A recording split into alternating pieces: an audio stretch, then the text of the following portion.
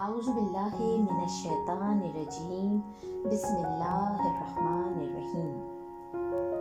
नमल novel का बाब number 19 हक़े दिफा अज़ ख़वाशितन। एक कानून ऐसा है जो नहीं है कहीं लिखा हुआ मगर नक्श है हमारे दिलों पर। वो कानून जो हमें नहीं मिला तरबियत रिवाज या किताबों से, बल्कि इसको अखज़ और जज़्ब किया है हमने ऐन फितरत से। वो कानून जो हम तक नहीं पहुँचा थ्योरी से, बल्कि पहुँचा है अमल से। हमें नहीं दिया गया वो अहकाम के ज़रिए, बल्कि सीखा है हमने इसे इल्हाम के ज़रिए। मैं बात कर रहा हूँ उस कानून की जो कहता है कि अगर हमारी जान को ख़तरा लाहक हो साजिशों से, तशद्दुद से, मुसल्लह हमला आवरों से या दुश्मनों से, तो कोई भी तरीका और हर तरीका जो हम इस्तेमाल करें अपने दिफा के लिए वो होता है इखलाकी तौर पे दुरुस्त और जायज़। Marcus टूलियस Cicero. जेल के अहाते में सुबह की धुंध फैली थी। कैदी बेदार हुए इधर उधर टहल रहे थे। ऐसे में वो अपने मैट्रेस के किनारे चुपचाप उकड़ू बैठा था। जीन्स के ऊपर सफेद कुर्ता पहने 2 दिन की बड़ी शेव वाले चेहरे के साथ खामोश आंखों को हाथों पे जमाए बैठा वो उंगलियों पे मुसलसल रबड़ बैंड लपेट रहा था। आंखों में गहरी मायूसी मगर सब्र बसा था। दफतन को इसके कंधे पे हाथ रखता साता बैठा। फारिस ने चौके बिना जरा सी गर्दन मोड़ी। वो सिखों की सी दाढ़ी मूंछ वाला आतिश था। मुस्कुराकर उसको कहने लगा, परेशान हो गाजी? ना हूँ। उसने बेजारी से सर झटका। तो बाहर चला जाएगा यार, फिक्र न कर। वो क्या लिखा होता है कानून की किताबों में? मुल्जिम कानून की पसंदीदा औलाद होता है। कानून में सारे फायदे उसी को मिलते हैं। उसने मुस्कुरा कर नाक की मक्खी से उड़ाई। नाक से मक्खी उड़ाई। फारिस ने जवाब नहीं दिया। रबर बैंड को तेजी से उंगली पे बांधता खोलता रहा। एक जमाने में तू बहुत नमाजें पढ़ता था हाजी। अब भी पढ़ता हूँ। कुछ दिन पढ़ी, कुछ दिन छोड़ दी। कंधे झटक कर कहता है। इसकी निगाहें रबर बैंड पे जमी थी। आदत क्यों नहीं बनाता? नहीं बनती। कुछ दिन दिल जिंदा रहता है, कुछ फिर हफ्ते गुजर जाने के बाद दिल मुर्दा लिए फिरता हूँ।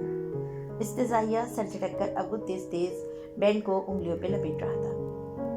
मैं भी ईद के ईद पढ़ता हूँ वैसे तो नमाज, लेकिन आतिश अहंकार का उसके करीब टेक लगाकर बैठा और सोचती नजरों से छत को देखने लगा।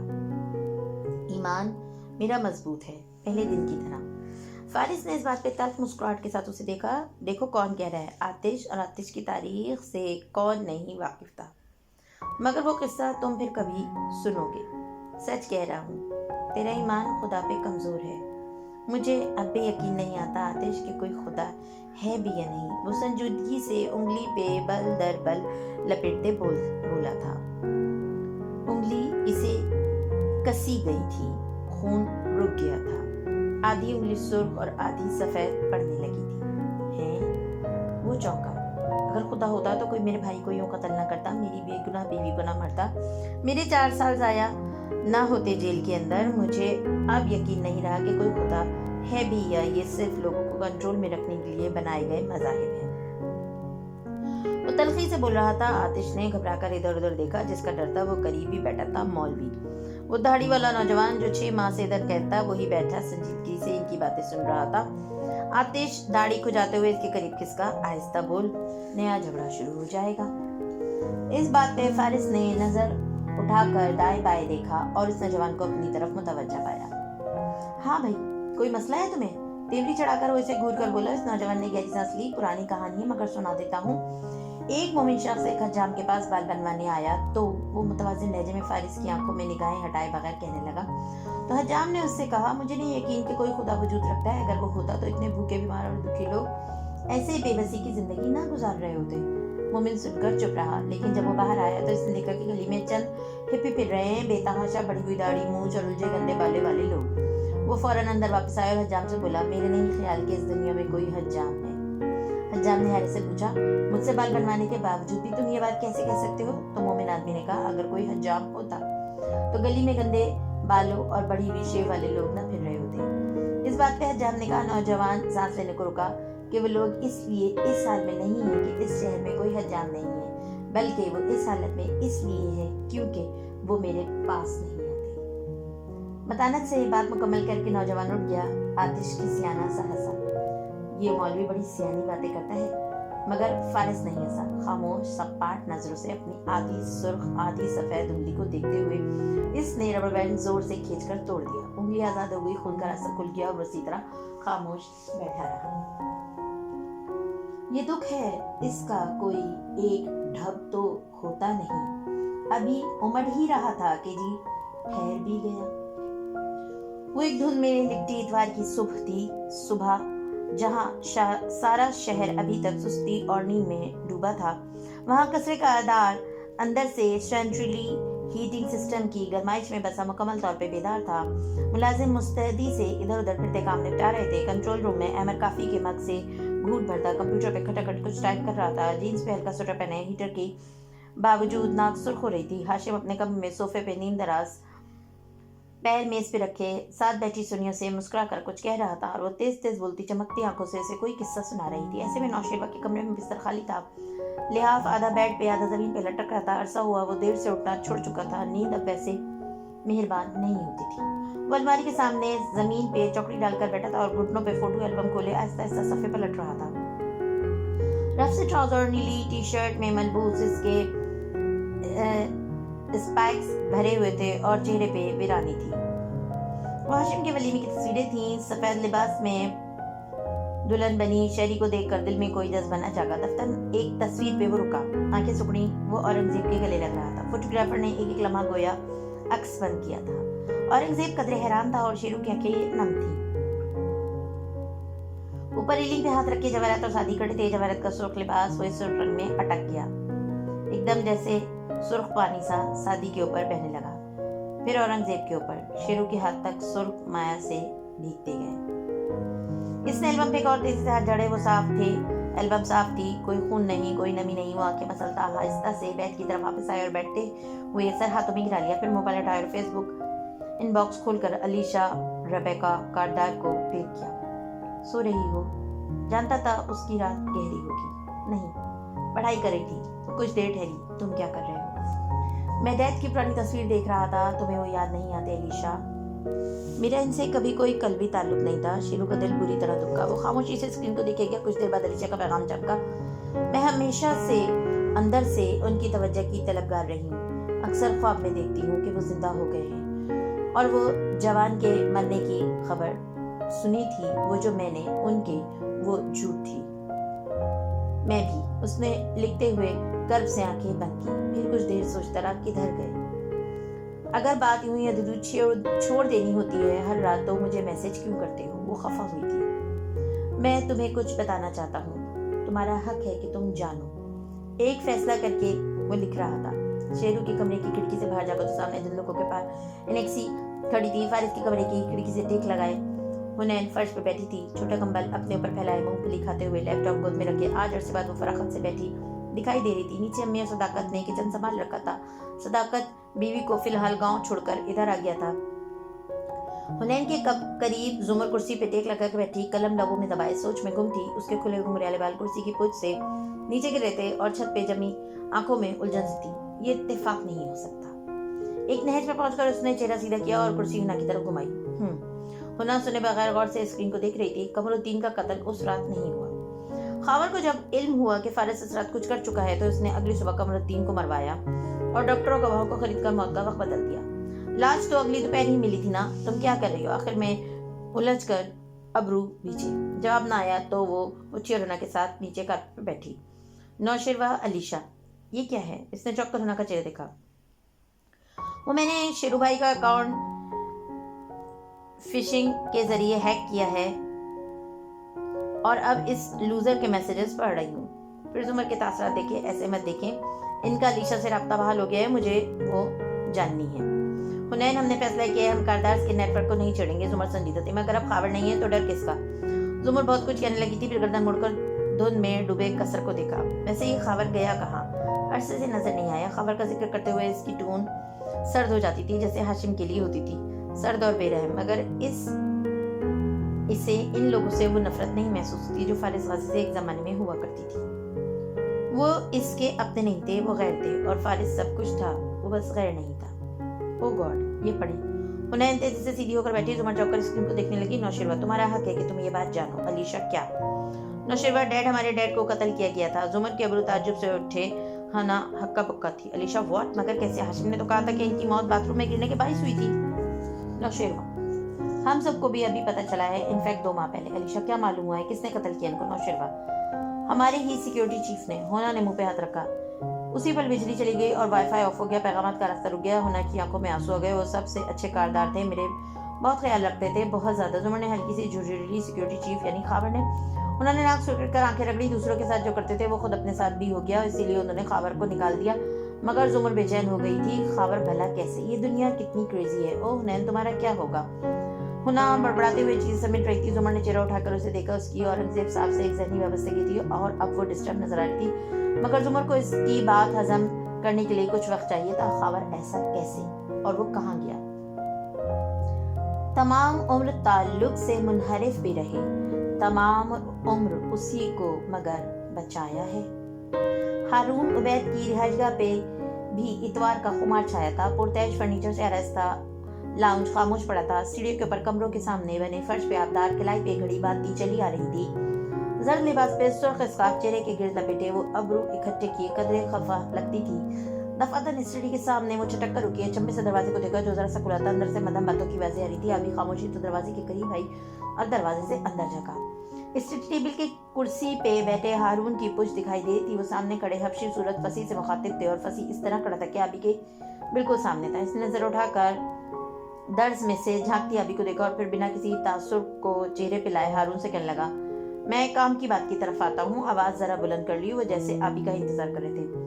مسز جواہرات چاہتی ہیں کہ میں خاور اور سعدی یوسف دونوں کو قتل کروں، ایسے جیسے سعدی کو خاور نے قتل کر کے خودکشی کر لی ہو۔ ہاشم کو علم نہ ہو کیونکہ ان کے اس لڑکے کے ساتھ ایموشنل اٹیچمنٹ ہے۔ انہوں نے ہنکارا بھرا۔ کچھ معلوم ہوا کہ خاور کیوں قید کیا گیا ہے؟ ابھی نے سانس روکے چہرہ مزید آگے کر لیا۔ ہاں مان، نہیں سر، اس نے رقم میں غبن کیا ہے، یہی بتایا تھا ہاشم صاحب نے۔ اس سے تفتیش کرنے صرف رہی جاتا ہے، میرے بندے اندر ہونے والی گفتگو سے لا علم ہیں۔ ابھی الجھن سے لب کاٹنے لگی۔ سعدی نے کیسے؟ اور مسز کاردار چاہتی ہیں کہ ہم ان دونوں کو ختم کروا دیں؟ جی سر، کیونکہ لڑکا بیکار ہے، اس پہ اتنا پیسہ خرچ کرنے کا فائدہ نہیں، اور رہا خاور تو ہم 2 ماہ سے اس پہ بھی خرچہ کیے جا رہے ہیں۔ ہاشم کاردار کے پاس اپنی کتنی ہی جیلیں ہیں، مگر نہیں وہ چاہتے ہیں کہ صرف ہمارا پیسہ لگے۔ فصیح شدید ناخوش تھا۔ تو پھر ٹھیک ہے، وہ فیصلہ کر چکے تھے۔ گہری سانس لے کر کہنے لگے، تم ان دونوں کو ختم کر دو، مگر آرام سے اور احتیاط سے۔ ہاشم کو نہیں پتہ چلنا چاہیے۔ مسز کاردار کو ہماری مدد چاہیے تو ہم ان کی مدد کریں گے۔ آبی نے دکھ سے باپ کے سر کی پشت کو دیکھا اور پھر پرے ہٹ گئی۔ چند لمحوں بعد وہ لاؤنج کی سیڑھیاں اتر رہی تھی جب فصیح پیچھے سے چلتا آیا۔ میم، آبی مڑی اور ایک چپتی ہوئی نگاہ اس پر ڈالی۔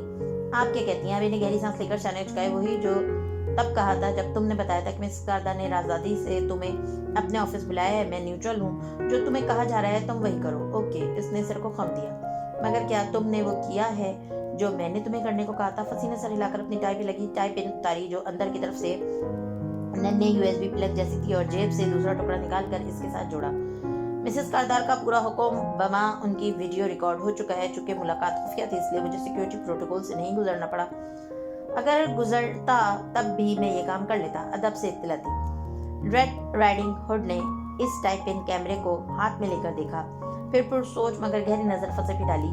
کیا اس کو معلوم ہے کہ فارس غازی جیل میں ہے؟ نہیں، ہاشم کاردار نے یہ خبر اس سے چھپانے کو کہا ہے۔ اوکے، وہ مسکرا کر سینے اترنے لگی۔ ہاشم کے احکامات مجھ پہ لاگو نہیں ہوتے، یہ بات میں اسے خود بتا دوں گی۔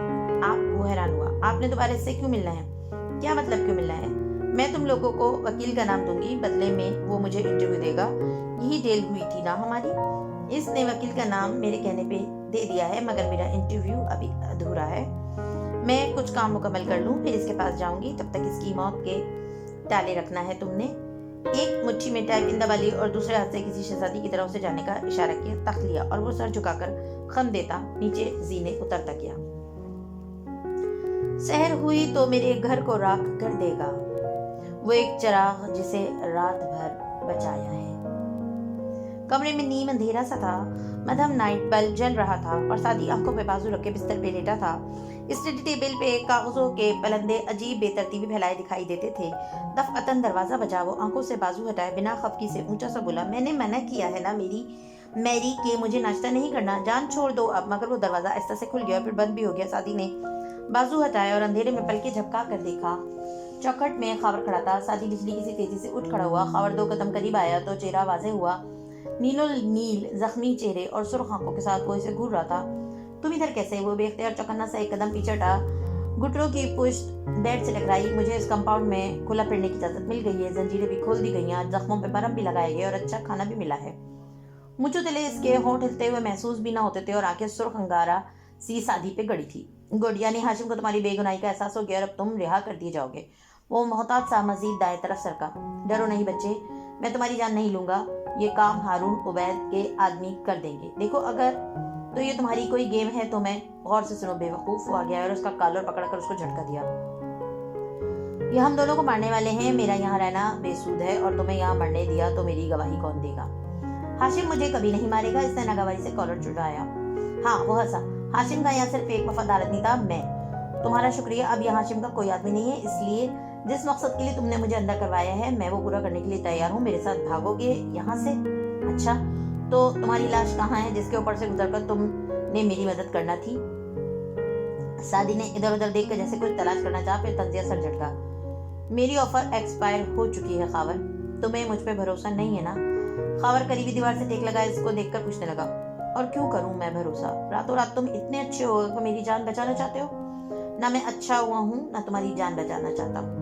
ना मैं हाशिम कारदार की तरह लफ्जों के हेर फेर में अच्छा हूँ। मैंने इतने साल हाशिम से सिर्फ और सिर्फ बातें ही कही हैं, साफ और खरी। इसलिए तुम्हें भी अपना प्लान खरा खरा बता देता हूँ। जज्बात से आरी आवाज में वो कह रहा था, मैं तुम्हें लेकर हाशिम के पास जाऊंगा। तुम मेरे हक में गवाही दोगे, असल कातिल का नाम बताओगे और फिर मैं तुम्हें अपने हाथों से कत्ल करूंगा। वाह! सादी के अब्रू सताइश से उठे। मतलब कि मुझे आखिर में मरना ही है तो मैं यहाँ क्यों ना मरूं, क्योंकि मेरे साथ तुम आजाद होगे। तुम्हारे पास 1% चांस होगा मुझसे पीछा छुड़ाकर भागने का। तुम यकीनन चांस लेना चाहोगे। अब मुझे तुमसे उम्मीद नहीं रही। हामान को सूली तक लाना बेसुध था। कुर्सी खींचकर बैठा और लैंप जलाया। कमरा अच्छा खासा रोशन हो गया और वो मुंह में कुछ बड़बड़ाते अपने कागज तरतीब से रख रहा था। मैंने हाशिम को कभी डॉक्टर सारा के बारे में नहीं बताया। सादी के हाथ एकदम मुंजमद हुए, रगों में खून भी जम गया। इसने चौंककर खावर को देखा। वो इन्हीं सरतासुरात के साथ खड़ा था। क्या मतलब? सादी का दिल जोर से धड़का। इस रात जब नौशेरवा ने तुम पर हमला किया था तो तुम डॉक्टर सारा के साथ थी। तुमने मैसेजेस डिलीट कर दिए तो क्या हुआ? मैं खावर हूँ, कर्नल खावर मज़ाहिर हयात। तुम्हारे मैसेजेस रिकवर करना मेरे बाएं हाथ का काम था। इसी रात मैंने तुम्हारा व्हाट्सएप दोबारा खोला और सब रिकवर कर लिया, मगर हाशिम को नहीं बताया। सादी ने हल्के से शाने उचकाए। मगर तुम गलती कर गए हो। मैंने डॉक्टर सारा को बुलाया जरूर था मगर वो नहीं आ सकी थी। तुम अब पहले से बेहतर झूठ बोल लेते हो। जैसे कि मैंने कहा था, तुम अपनी मासूमियत खोते जा रहे हो। सारा न सिर्फ वहां आई थी बल्कि इसी ने पुलिस को बुलाया था। परेशान ना हो, मैंने हाशिम को नहीं बताया, ना बताऊंगा। सादी बेबसी भरी घसीली निगाहों से कड़ा उसे देखता रहा। उसे समझ नहीं आया वो अब क्या कहे। इसलिए नहीं कि मैं हाशिम के साथ मुख्तलिफ नहीं था, बल्कि 2 वजूहत थी। पहली, सारा कभी गवाही न देती, वो खतरा नहीं लेती। फिर भी मैं एक रोज इससे मिला था तुम्हारी गुमशुदगी के तीसरे रोज, और मैंने इसको इतने अच्छे तरीके से धमकाया। सादी की मुठ्ठियां बिछी, चेहरा सुर्ख, और वो ये कि सादी मर चुका है और इसको इसकी बच्चों की धमकी भी दी। साथ ये भी तसल्ली दी कि हाशिम को नहीं बताऊंगा इसका नाम, कि वो किसी को कुछ भी बताने के काबिल नहीं रही। मुझे यकीन है इसने मुझसे मुलाकात का तस्करा अपने फरिश्तों से भी नहीं किया होगा। फिर गहरी सांस ली। दूसरी वजह, मैं चाहता था हाशिम तुम्हें मार दे, यूं हर गवाह खत्म हो जाता। लेकिन अगर हाशिम को ये पता चलता कि एक गवाह और भी है तो तुम्हें मारने का फायदा ना होता और वो तुम्हें छोड़ देता। दोनों गवाहों को एक साथ मारना दानिशमंदी ना थी। वैसे भी तुम जो भी समझो, मुझे, मैं एक कमजोर बेकसूर औरत को मारने के हक में नहीं हूँ। मुझे ऐसे मत देखो। फारिस की बीवी ने हमारी बातें सुनी थी, इसका कसूर था, और डीए को भी तो हर मामले में टांग अड़ाने की आदत है। बेकसूर वो भी नहीं थी। सो सादी पे बढ़कर आगे बढ़ा और मुक्का रख कर उसको लगा दिया। मगर खावर फुर्ती से बाएं तरफ को हुआ। सादी का ये मुक्का दीवार पे लगा। इससे पहले कि वो मुड़ता, खावर ने कमाल तेजी से उसके दोनों बाजू पीछे मरोड़ कर उसको दीवार से लगा उसके कान में गर्राया। तुम्हें लड़ना नहीं आता, तुम्हें बातों के अलावा कुछ नहीं आता। इधर मरना है तो मरो। मैं अपनी बेगुनाही साबित करने के लिए कोई दूसरा तरीका ढूंढ लूंगा, लेकिन अगर मेरे साथ आना है तो 2 दिन के अंदर अंदर मुझे बताओ। मेरी ऑफर महदूद मुद्दत के लिए। वो बाजुओं के मड़ोड़े जाने पे जोर से कर रहा था। खाबर ने एक झटके से उसे छोड़ा और दरवाजा खुलता तेजी से बाहर निकल गया। सादी अपनी दाएं कलाई पकड़े गुस्से और बेबसी से गहरे गहरे सांस लेता वहीं दीवार से लगा खड़ा रहा। इसके कांसुर और चेहरा सफेद पड़ा था। पहली दफा उसे इस कैद खाने में अपना आप गैर महफूज लगा था। बदन को बर्फ बनाती हुई फिजा में भी ये मौजज़ा है कि दस्ते हुनर बचाया है। नेक्सी के किचन में नाश्ते की इश्तहा अंगेज खुशबू है रही थी। सदाकत भाग भाग कर सारे काम निपटाता जा रहा था। शलवार कमीज कप वाली पहन रखी थी और कोई खुशबू भी लगा रखी थी। शायद किचन की गोल मेज पे दोपहर के लिए सब्जी काटती नुसरत ने निगाहें उठाकर ऐनक के ऊपर से उसे देखा। तुम्हारे गांव जाने में अभी 4 दिन हैं, ऐसे भाग भाग कर काम कर रहे हो जैसे शाम की ट्रेन छूटने वाली हो।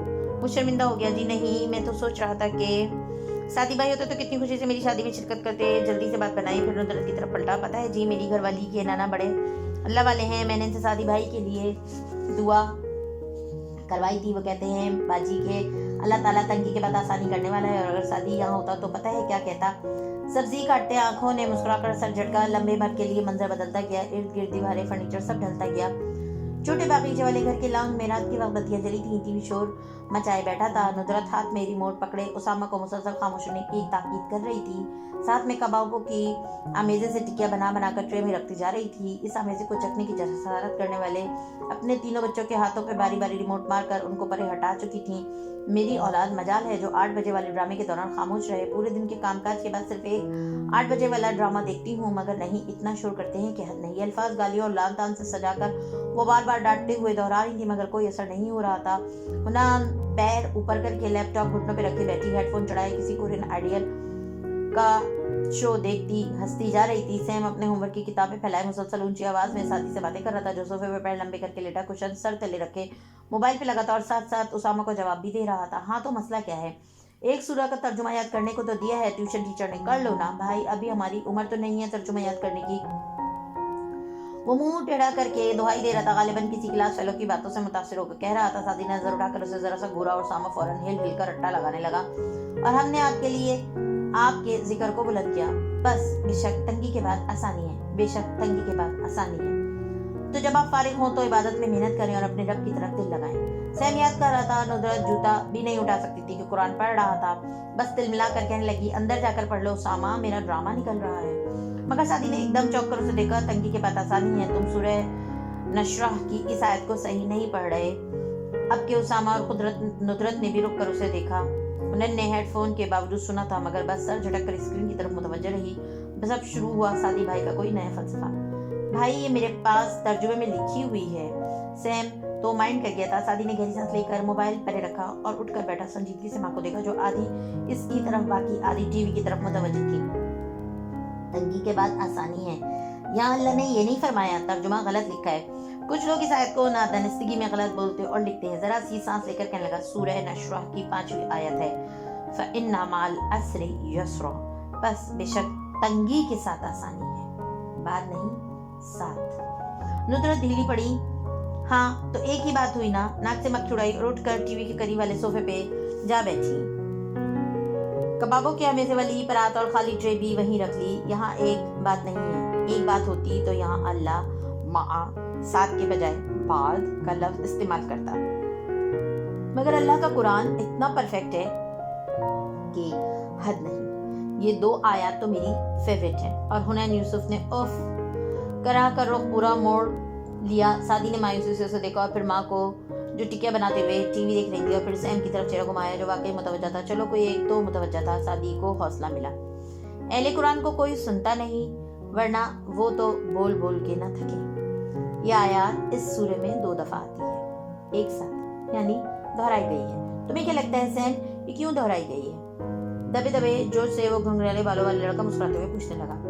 मेरी मिस कहती है कुरान में बातों को जोर देने के लिए दोहराया जाता है। बिल्कुल ठीक, ताकीद के लिए आयत दोहराई जाती है, मगर इन 2 आयत का मामला जरा मुख्तलिफ है। ठहरो, मैं तुम्हें पहले ये आयत समझाता हूँ। फ़इन्ना मअल अस्रि युस्रा, फ़इन्ना का मतलब है बस बेशक, यानी जो बात आगे बताई जा रही है इसमें कोई शक नहीं। माँ का मतलब है साथ। शादी कार्ड्स पर लिखा होता है ना, माँ बमा अहलो अयाल, यानी घर वालों के साथ आए, ये वही माँ है। तीसरा लफ्ज असर, یعنی تنگی، پریشانی، مشکل، کٹھن حالات. چوتھا لفظ ہے یسرا یعنی آسانی. فَإِنَّ مَعَ الْعَسْرِ یسرا، بس بے شک ساتھ ہے تنگی کے آسانی. سمجھ آیا؟ سیم نے اس بات میں صلی اللہ ہے. اوکے اب دیکھو اگلی ہی آیت میں پھر ان الفاظ کو دہرایا جاتا ہے. اِنَّ مَعَ الْعَسْرِ یسرا، بے شک ہر تنگی کے ساتھ آسانی ہے. بات ختم ہے نا؟ مگر نہیں، اللہ کا قرآن بہت امیزنگ ہے. ذرا دیر کو مسکراہٹ دبا کر وقفہ دیا. ہیڈ فون اتار کر گردن موڑ کر اسے دیکھنے لگی تھی اور ندرت گو کے ٹی وی کو ہی دیکھنی مگر آواز ہلکی کرتی تھی. یہاں پہ عربی زبان کا ایک دلچسپ اصول لاگو ہوتا ہے. تم لوگوں کو اس میں معرفہ اس میں نکرہ کا تو پتہ ہے نا. عام چیزیں نکرہ ہوتی ہیں جیسے لڑکا، شہر، مینار، مگر خاص چیزیں معرفہ ہوتی ہیں جیسے اسلم، لاہور، مینار پاکستان. پڑھا تھا اردو گرامر میں یا نہیں؟ دونوں کو یاد دلایا انہوں نے ایک دم ہنسی. پتہ ہے ہماری اردو کی ٹیچر کی انہی دنوں منگنی ہو گئی اسلم نامی بندے سے. بس ہم تو ان دنوں سارے جملے اسلم کے بناتے ہیں. سوری آپ بات پوری کریں. شادی کی گھوری پہ وہ جلدی سے چپ ہوئی. وہ کہنے لگا عربی میں عام چیزوں کو خاص بنانے کے لیے ان سے پہلے ال لگایا جاتا ہے جیسے انگریزی میں دا لگاتے ہیں. اب اس آیت کو دیکھو. فَإِنَّ مَعَ الْعَسْرِ یسرا، یہاں خاص کیا ہے اور عام کیا ہے؟ العسر خاص ہے اور یسر عام ہے. سیم جلدی سے بولا. بالکل، تنگی خاص ہے اور آسانی عام ہے. اب یہاں لاگو ہوتا ہے عربی زبان کا ایک اصول. وہ نرمی سے مسکراتے ہوئے بتانے لگا عربی میں اگر ایک فقرے میں ایک خاص لفظ ہو اور ایک عام لفظ ہو اور بات اگر اگلے ہی فقرے میں دہرائی جائے تو اس کا مطلب بدل جاتا ہے. یعنی دہرائے جانے کی صورت میں ہی سمجھا جائے گا کہ دوسرے فقرے میں جس خاص چیز کی بات کی جا رہی تھی وہی پہلے فقرے والی بات ہے، مگر عام چیز پہلے فقرے والی نہیں ہے. عام چیز نئی ہے، مختلف ہے. کیا مطلب؟ وہ دونوں الجھے تھے. یعنی کہ دونوں آیات میں جس خاص چیز کی بات ہو رہی ہے وہ ایک ہی ہے، مگر جس عام نکرہ چیز کی بات ہو رہی ہے وہ دو الگ الگ چیزیں ہیں. میں اب بھی نہیں سمجھی. سعدی نے گہری سانس لی. اگر یہ آیت ایک ہی دفعہ ہوتی تو اس کا مطلب ہوتا کہ تنگی کے ساتھ آسانی ہے، مگر دہرائے جانے کی صورت میں اس کا مطلب یہ ہے کہ جس تنگی کے بعد دونوں آیات میں ہوئی ہے وہ ایک ہی ہے.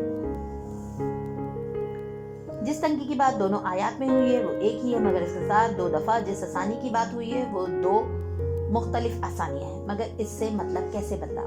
ہنا کو اب بھی نہیں سمجھ میں آیا تھا. ایسے کہ بے شک ایک تنگی کے ساتھ ایک آسانی ہے، پھر اسی تنگی کے ساتھ ایک اور آسانی ہے. دونوں آیات میں ایک ہی تنگی کی بات ہو رہی ہے، مگر ان کے ساتھ جڑی آسانیاں الگ الگ ہیں. بات یہ ہے کہ اللہ ہمیں بتا رہے ہیں کہ لوگوں، تم پر جب کوئی ایک مشکل آئی ہوئی ہوتی ہے تو اس کے ساتھ ہم تمہیں ایک آسانی بھی دیتے ہیں اور پھر اسی مشکل کے ساتھ ایک دوسری آسانی بھی دیتے ہیں. اس کا صرف یہ مطلب نہیں ہے کہ ہر مشکل کے ساتھ آسانی ہے، بلکہ دہرانے سے اس کا یہ مطلب بنتا ہے کہ مشکل ایک ہی ہوگی مگر انسان کو اس کے ساتھ بار بار مختلف آسانیاں بھی ملیں گی. ایک مشکل مگر کئی آسانیاں، ایک عسر مگر ایک سے زیادہ یسر. ہم مشکل حالات میں انتظار کرتے ہیں کہ بھئی تنگی کے بعد آسانی آئے گی، مگر آسانی تو اللہ تنگی کے ساتھ ہی دیتا ہے. ہم انسان مشکل کو دیکھتے اور اسی کو سوچتے رہتے ہیں اور اس کے ساتھ عطا کردہ ڈھیروں آسانیاں بھول جاتے ہیں. قرآن کی ایک ایک آیات اتنی امیزنگ ہے کہ اس پہ غور کرنے کے لیے 60-70 سال کی زندگی بھی کم ہے. اگر ہم مسلمان فیس بک اور ٹی وی سے باہر نکلیں تو ہمیں وقت ملے. اچھا میں آپ لوگوں کو نہیں کہہ رہا. ساتھ ہی جلدی سے دونوں ہاتھ اٹھا دیے کیونکہ اسکرینز کے آگے جب ماں بہن جو پہلے توجہ سے سن رہی تھی اب ایک دم آنکھوں سے انگارے اگلنے لگی تھی. سبزی کاٹتی ندرت کی انگلی پہ کٹ لگا تو وہ چوکی منظرلہ میں بدل گیا. وہ نیکسی کے اوپر اوپن کچن میں بیٹھی تھی اور ان کے ساتھ ہونا بیٹھی سوچتے ہوئے کچے مٹر اٹھا کر منہ میں ڈال رہی تھی. ندرت نے زور سے اس کے ہاتھ پہ چپت لگائی. 1000 دفعہ کہا ہے ایسے مت کھایا کرو، بے برکتی ہوتی ہے. مجھے پتا ہے آپ کیا سوچ رہی ہیں. وہ اثر لیے بغیر ان کو سنجیدگی سے دیکھ کر بولی تو ندرت نے بس بے بسی سے اسے دیکھا. وہ کب آ کر بیٹھی انہیں پتہ بھی نہ چلا. اور مجھے پتا ہے صداقت کی اس بات کو سن کر بھائی کیا کہتا. مجھے پتا ہے آپ بھائی کو یاد کر رہی ہیں. نہیں، میں یہ سوچ رہی ہوں کہ وہ ٹھیک کہتا تھا. سر چڑک کر زخمی مسکراہٹ کے ساتھ آلو چھیلنے لگی. ان دنوں میں ہر وقت سوچتی تھی کہ میرے ساتھ کتنا ظلم ہوا. ایک بھائی مارا گیا، دوسرا جیل میں ہے. میں نے کبھی نہ سوچا کہ میرے 2 بیٹے تو میرے پاس تھے.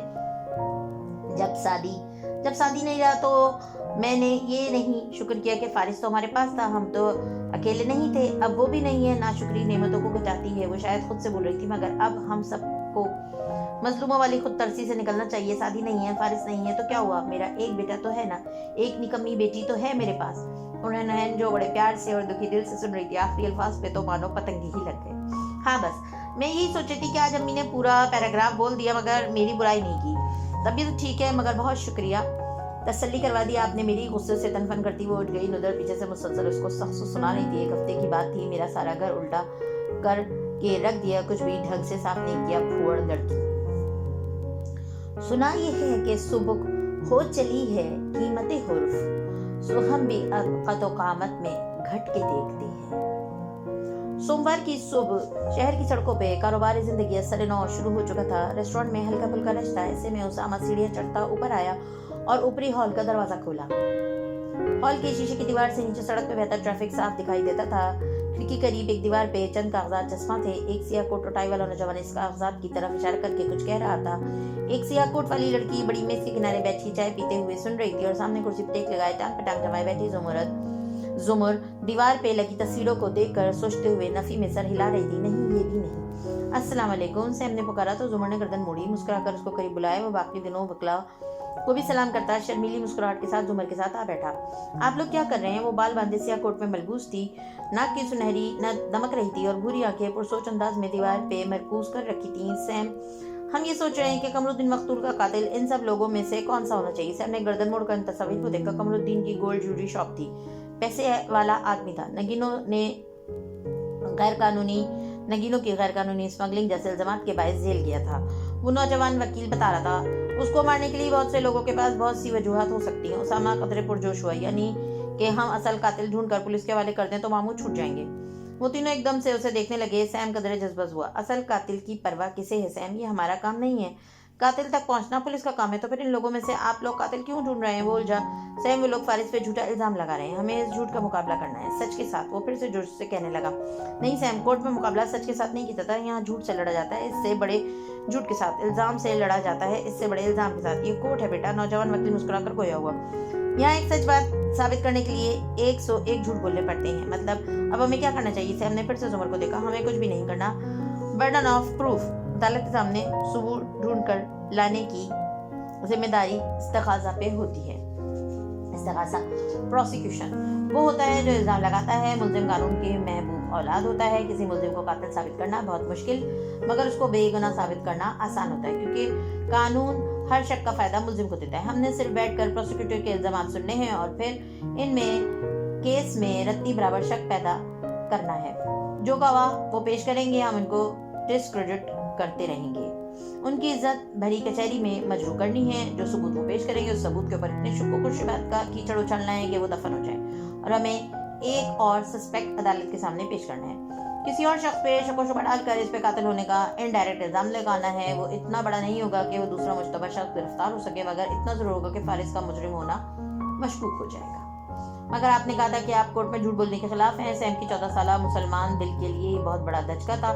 मैं बल्कि हर कानून का एहतराम करने वाला शख्स परजरी के खिलाफ होता है। अल्लाह की कसम खाकर कटघरे में खड़े होकर झूठ बोलना यानी परजरी करना बहुत बड़ा जुर्म है। मगर वकीलों को ऐसा कोई हल्फ नहीं लेना होता, सो वकील अपने मक्कल के दफा के लिए कुछ भी कह सकता है। जरा से शाने उचकाकर बोली। सैम ने बारी बारी इन तीनों को पतमई चेहरे देखे और दीवार पर लगी तस्वीर को। Is that right? It's legal. जुमर ने फिर शाने उचकाए थे। अगर एक आदमी अपनी जिंदगी बचाने के लिए अपने ऊपर हमलावर शख्स को कत्ल कर दे तो इसको सेल्फ डिफेंस डिफाइज जात कहते हैं, जो कानूनन और शरन गुनाह नहीं है। जिंदगी इंसानों के पास अल्लाह का सबसे कीमती तोहफा है। इसको बचाने के लिए इंसान अपना हर मुमकिन दफा करता है और हम यही कर रहे हैं। हम फारिस के डिफेंस लॉयर्स हैं, दिफाई वकील। उसामा से अब मजीद हजम करना मुश्किल था। जल्दी से उठ खड़ा हुआ। जुमर से कार की चाबी ली और ड्राइवर ले जाने की इजाजत मांगी और नीचे भाग गया। दोनों कानों को बारी बारी छूते तोबा तोबा। अब वो जीने उतर रहा था। नीचे किचन में कुछ खाती हुनैन उसकी मुंतजिर थी। उसे हुना के साथ जाना था। हुना की मदद की जरूरत थी। मैं वो आदम गुजीदा हूँ जो तन्हाई के सहरा में खुद अपनी चाप सुन के लड़ जाए बरअंदाम हो जाए। कोलंबो में वाक़े इस ज़ेर ज़मीन तहखाने में मैरी एनजीओ सदी के सामने मेज पे खाना रख रही थी और वो काउच पे बैठा बाजू सीने पे लपेटे कभी खाने को देखता कभी मैरी को। पहले एक गार्ड से कहो वो उसे चखे, फिर मैं खाऊंगा। हम सब खा चुके हैं, फिर ले जाओ ये खाना। मुझे क्या मालूम तुम लोगों ने इसमें क्या मिलाया हो। बरहमी और कदर इस्तज़राब से ट्रे परे धकेल दी। मैरी मुतअज्जिब रह गई। सबके लिए यही खाना बनता है, तुम्हारे खाने में क्यों कुछ मिलाएगा कोई? पहले कोई और चखेगा तब मैं खाऊंगा, वो जिद कर रहा था। फिर बैठे रहो इसी तरह। खफगी से वो बड़बड़ाया कि वो बाहर निकल गई। सादी ने खाने को नहीं छोड़ा, वैसे ही बैठ रहा। कुछ कभी सर दोनों हाथों में गिरा लेता, कभी बाजू अपने गिर्द लपेट लेता। मैं डर गया हूँ। कुछ देर बाद खावर के कमरे में जमीन पर बैठते उसने शर्मिंदगी से एतराफ किया। खावर एक कोने में खड़ा लकड़ी के छोटे से टुकड़ा जो था उसको दीवार के किनारे से उखाड़ रहा था, दीवार पे रगड़ता जा रहा था। आवाज पे गर्दन घुमाकर उसे देखा। उसके चेहरे के जख्म अब बेहतर थे और वो पहले से ताजा दम लगता था। रोज खाना खाने से पहले ड्रामा ना शुरू कर दिया करो, ये हमें जहर देकर नहीं मारेंगे। हाशिम लाशें देखना चाहेगा वरना इनको लाश बना देगा। ये किसी कुदरती तरीके से हमें मारेंगे। सादी ने निगाहें उठाकर बेबसी से देखा। ये मेरी हाशिम से बात नहीं करा रहे, यानी मेरा अंदाजा दुरुस्त था। हाशिम ला इल्म है। वो अब फिर से लकड़ी का टुकड़ा दीवार से रगड़ने लगा था, मुनहमिक और मसरूफ। हम कब निकलेंगे यहाँ से? खावर ने चौंक कर उसे देखा तो इसने जल्दी से इजाफा किया, अगर मैं तुम्हारे साथ जाऊं तो जब तुम तैयार होगे। वो उठ खड़ा हुआ, खावर के सामने बिल्कुल मुकाबिल और गर्दन कड़ाकर बोला, मैं तैयार हूँ। खावर ने लकड़ी का टुकड़ा वहीं रखा और इसकी जानिब मुड़ा। चंद लम्हे खामोशी से देखता रहा, फिर एकदम घुटना दौरा करके इसके पेट में मारा। एक कोनी इसके कंधे पे जब लगाई और पांव से इसका पहलू को धक्का दिया। साथ ही यक के बाद दीगरे ज़रबों से बेअख्तियार नीचे को गिरा। दौरा हुए पेट पे दोनों बाजू रखे वो दर्द से चिल्लाया था, तुम घटिया इंसान। मगर खावर ने इसकी तरफ बाजू बढ़ाया। उठो, तुम्हें बातों के अलावा कुछ नहीं आता, लड़ना तो बिल्कुल भी नहीं। उठो। ये क्या था? सादी ने इसका हाथ नहीं थामा। दौरे होकर गुस्से से उसे देखता चीखता था, मैं तुम्हें बता रहा था कि तुम्हें कुछ नहीं आता और लड़कियों की तरह मत रहो। मैंने सादा मिलिट्री टेक्निक से तुम्हें नीचे गिराया है। मुझे पता है किसी को कैसे मारना है। मार के मुख्तलिफ तरीके होते हैं। किसी को सिर्फ गिराने या बेहोश करने के लिए अलग तरीका है, किसी को मजदूर करने का तरीका और है, और कत्ल करने का बिल्कुल मुख्तलिफ। उठो और मेरे सामने खड़े हो। यहाँ से निकलने के लिए तुम्हें जिस्मानी तौर पे बहुत मजबूत बनना होगा। वैसे मैं भी नहीं चाहता कि जब मैं तुम्हें कत्ल करूँ तो तुम किसी मासूम लड़की की तरह नजर आओ, बल्कि तुम्हें किसी मर्द की तरह मुकाबला करके मरना चाहिए। उठो, मैं तुम्हें सिखाता हूँ। तुम सिखाओगे मुझे? मैं तुम्हारी जान ले लूंगा। वो बपर कर खड़ा हुआ और जोर से उसको मुक्का दे मारना चाहा, मगर खावर ने बर वक्त उसका हाथ थाम कर मरोड़ा। वो आंखें बंद करके करा, इसी कंधे पे किसी जमाने में शेरू ने गोली मारी थी। तुम्हें कुछ नहीं आता। इसको परे धकेला और तासुफ से नफी में सर हिलाता कहने लगा, तुम तैयार नहीं हो मेरे साथ जाने के लिए? तुम्हें तैयार होना पड़ेगा। जाओ, खाना खाओ और सो जाओ। कल सुबह नाश्ते से पहले मेरे पास आना, फिर हम तैयारी शुरू करेंगे। सादी नफरत और गुस्से से उसे देखता दरवाजे की तरफ बढ़ा। और सुनो, लकड़ी का टुकड़ा वापस उठाते हुए खावर ने याद दिलाया, मुझे कोई शौक नहीं तुम्हें साथ ले जाने का। अगर चलना हो तो तुम वही करोगे जो मैं कहूँगा, वरना रहो यहीं और मरो यहीं। सादी ने जोर से दरवाजा मारने के अंदाज में बंद किया और बाहर निकल गया। गार्ड्स ने खामोशी से उसको देखा और इसी तरह खड़े रहे। यकीनन खावर ने उसे मारा था। Good, very good. मेरे शौक की यही लाज रख, वो जो तौर है बहुत दूर है। मेरे शौक की यही लाज रख, वो जो दूर है बहुत दूर है। यूनिवर्सिटी में मामूल के मुताबिक रश्ता और राहदरियों में बात बात की आवाजें बुलंद हो रही थी। ऐसे में उसामा को बाहर इंतजार करता छोड़कर हुनैन तेज तेज एक कॉरिडोर में आगे बढ़ती जा रही थी। उसका चेहरा हिजान और तसबस का आईनादार था, मगर चाल मजबूत थी, फैसला कुन थी। दफतन एक दरवाजे के करीब वो रुकी। नेम प्लेट पड़ी उलूमुद्दीन शोबा तफसीरुल कुरान। उसने वो नाम कई दफा पढ़ा और फिर दरवाजा खटखटाकर खोला। अंदर ऑफिस में वो इसका इंतजार कर रही थी। मेज के पीछे कुर्सी पे विराजमान वो उम्र रसीदा खातून थी। उसे देखकर मुस्कुरा कर उठी और उससे मिली, कुर्सी पेश की। हुनैन चुपचाप बैठी, सर झुका लिया और अब वो सामने जा बैठी। शादी की कोई खबर? और ऐसे चंद छोटे छोटे सवाल करती रही, सर झुकाए जवाब देती रही, लब काटती रही। फिर बहुत देर बाद इसने सर उठाया और अपनी टीचर की मेहरबान आंखों में देखा। मैं बचपन में भाई के साथ कुरान पढ़ने आपके घर आती थी। आपके पास ही हम दोनों ने आखिरी 10 सिपारे हिफ्ज किए थे। आपने ही हमें तफसीर पढ़ाई थी, बल्कि कुरान सिखाया था। मगर चंद लम्हों का वक्फा किया, पर्स के नीचे रखा, टेक लगाकर बैठी, जरा आरामदेह हुई और टीचर की आंखों में देखकर बताने लगी, मगर मैं खो चुकी हूँ। मैं अपनी जिंदगी जाया कर रही हूँ। ना मैं कुरान याद रख पाई, ना मैं ऑर्गेनाइज्ड हूँ, न नेक हूँ, न टाइम मैनेज करना सीख सकी। मैं फजर से उठ नहीं पाती और बाकी नमाजों के लिए दिल नहीं चाहता। गो कि मेरी ख्वाहिश है कि मैं भी 5 वक्त की नमाजी बन जाऊं, मगर ये बहुत मुश्किल, बहुत भारी चीज़ लगती है। वो खामोशी सुन रही थी। इस बात पे ताईद में सर हिलाया, नमाज बहुत भारी चीज़ है वाकई। मगर फिर वो लोग कौन होते हैं जो मुंह अंधेरे नींद तोड़कर उठते हैं और ठंडे पानी से भी खुद को भिगो लेते हैं, मगर नमाज नहीं छोड़ते? वो बेचैन हुई हुनैन। अल्लाह फरमाता है, बेशक नमाज बहुत भारी है, सिवाय उन लोगों पर जो खशियत रखते हैं। खशियत क्या होता है? इसे सारे असबाब भूल गए थे। खशियत डर होता है और खशियत मोहब्बत होती है। मगर ना ये सिर्फ डर है, ना सिर्फ मोहब्बत। ये मोहब्बत भरा डर होता है जो इंसान को अपने माँ बाप का कहना मानने पर मजबूर करता है। सिर्फ मोहब्बत में हम उनकी बात नहीं मानते या सिर्फ डर के बायस उनकी अतात नहीं करते। कोई छुरी तो नहीं दे मारेंगे ना वो हमें, सिर्फ ये धड़का होता है कि इनके ऊपर हमारा इंप्रेशन ना खराब हो जाए। हम उनको दुख देने से उनकी मोहब्बत की वजह से डरते हैं। जिसके दिल में अल्लाह के लिए ऐसी खशियत होती है, नमाज उस पे आसान हो जाती है। तो इंसान अपने अंदर ये खशियत कैसे पैदा करे? तुम्हारी जगह कोई और पूछता तो उसके आगे लंबी तकरीर कर सकती थी, मगर तुम प्रैक्टिकल ज्यादा पसंद करती हो। कहते हुए वो लेटर पैड से चंद कागज अलग करने लगी। हुना मुस्कुराती वो दुरुस्त जगह आई थी। ये 2 कागज लो। उन्होंने 2 कागज इसके सामने डाले, फिर एक सुराख और एक सब्ज कलम उनके ऊपर रखा। पहले बाएं वाले हाथ पे एक सुर्ख दायरा खींचो और उसी रंग से उसके अंदर लिखती जाओ। क्या? बुरा साहब से मुस्कुराई। फोन पे तुमने कहा था कि तुमने बहुत सी एडिक्शंस छोड़ी हैं, मगर तुम्हारा हर मसला इसलिए है कि तुम फजर पे नहीं उठती। अब इस कागज पे लिखो कि जब तुम फजर पे नहीं उठती तो तुम्हें क्या मिलता है। हुनैन ने उलझकर सोचा, पर लिखने लगी। थोड़ी सी मजीद नींद, बहुत सारा सुकून, गरम गरम बिस्तर, चंद मजीद ख्वाब, प्लेजर, सर उठाया। अब इसके साथ लिखो कि तुम इस वक्त यूं सोते हुए अल्लाह ताला को कैसी लगती हो। तुम्हारा क्या इंप्रेशन जा रहा होता है अल्लाह के सामने।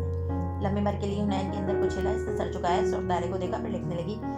इस वक्त मैं अल्लाह के सामने कैसी नजर आ रही हो तुम? एक गाफिल लड़की जो सो रही है, जो नशइयों की तरह सो रही है, जो रोज़े क़यामत से बेखबर है, जिसको अपने बनाने वाले के सामने जाते अपने इंप्रेशन की कोई फिक्र नहीं है। इसका हाथ कांपा, मगर लिखती गई। जन्नत की नहरें, जहन्नुम की आग, किसी न किसी को यकीन है, न उनका एहसास है।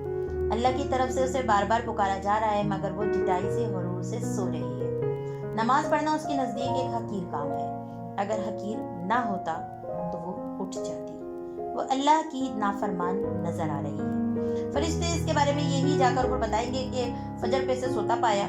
इसकी ऊपर वालों में ना कोई कदर होगी ना इज्जत। वो भटके हुओं में से है।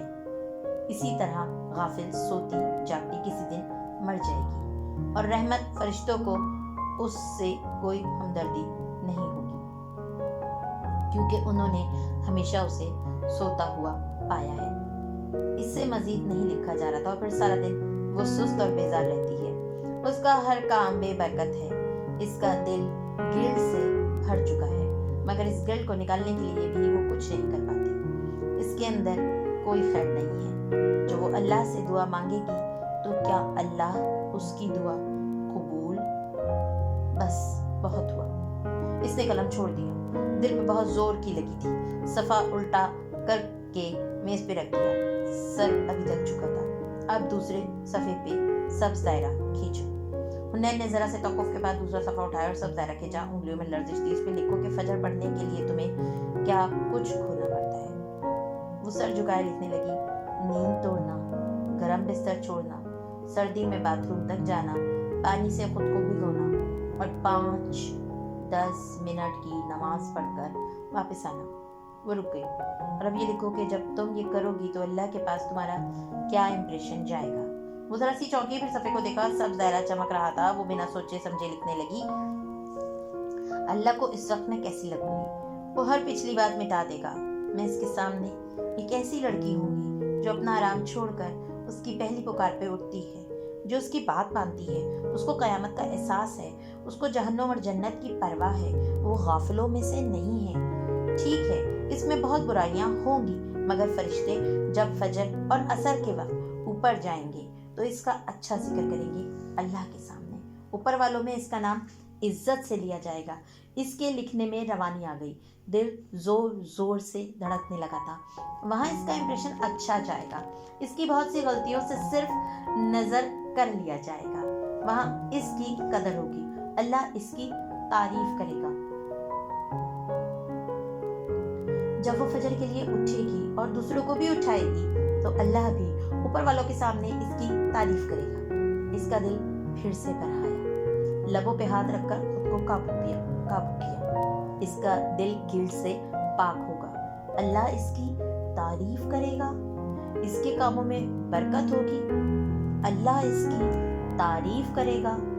अल्लाह इसकी तारीफ करेगा, वो इसको अपने पास नमाज पढ़ने वालों में लिख लेगा, अल्लाह इसकी तारीफ करेगा। वो एक फिक्रा इतना कीमती और इतना अंदर तक हिला देने वाला था कि वो बार बार उसको लिखते गई, यहाँ तक कि दायरा भर गया। टीचर ने मेज पे दस्तक दी तो इसने गहरी सांस ली, नमी अंदर उतारी और कागज उठाकर मेज पे डाल दिया। अब इन दोनों कागजों को अपनी अलमारी पे या बेड के ऊपर दीवार पे कहीं भी लगा लो और दिन में 20-20 दफा लाजमी इन बातों को पढ़ो ताकि ये तुम्हारे दिल में बैठ जाए। जिंदगी में जब भी किसी इरेक्शन के हाथों परेशान हो, फौरन 2 दायरे बनाओ और एक में लिखो कि जरा सी तस्कीन के लिए काम करते वक्त मैं अल्लाह को कैसी लगती होंगी, और दूसरे में लिखो कि अगर ये छोड़ दूं तो इसको कैसी लगूंगी। वो रुकी, मगर नमाज की आदत बनाने के लिए तुम्हें कुछ और भी करना होगा। क्या? वो तेजी से बोली। इस वक्त अंदर से इतनी हिल चुकी थी कि कुछ भी करने को तैयार थी। तुम्हें समझना होगा कि नमाज है क्या। वो पुरसुकून सी पीछे हटकर बैठी कह रही थी, इनकी नर्म आंखें मुन्ना के चेहरे पे जमी थी। नमाज पे आपको अलार्म क्लॉक नहीं उठाती, आपका ईमान उठाता है। पिछले दिन अगर झूठ बोले हैं, कायनात की है, वदाखिलाफी की है या गीबत की है तो अगले रोज फजर पर उठना बहुत मुश्किल हो जाता है।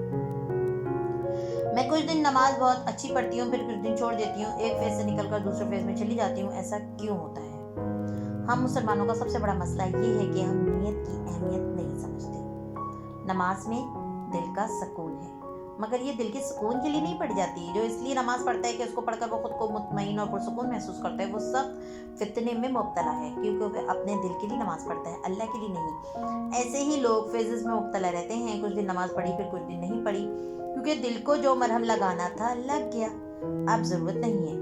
वो इसीलिए कुछ दिन बाद नमाज छोड़ देते हैं कि अब इनको जरूरत नहीं रही। अब वो पुरसुकून है, फिर जब तक परेशान नहीं होते नमाज के करीब नहीं जाते। नमाज पढ़कर हमेशा सुकून नहीं मिलता, तो अगर क्या सुकून ना मिले तो छोड़ दें।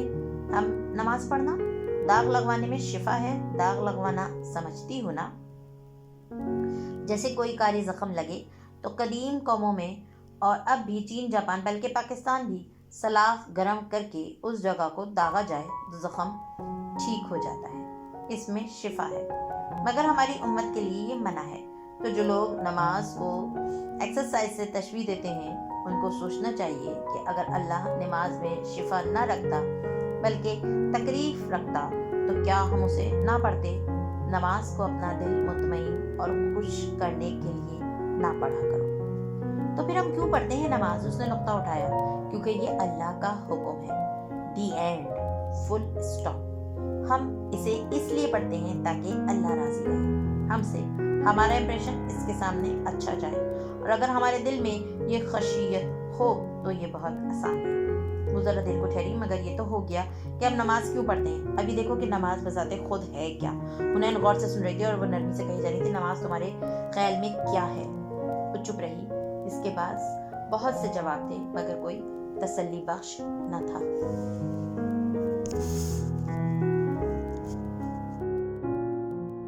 मज़ीद वीडियोस देखने के लिए हमारे चैनल को सब्सक्राइब कीजिए।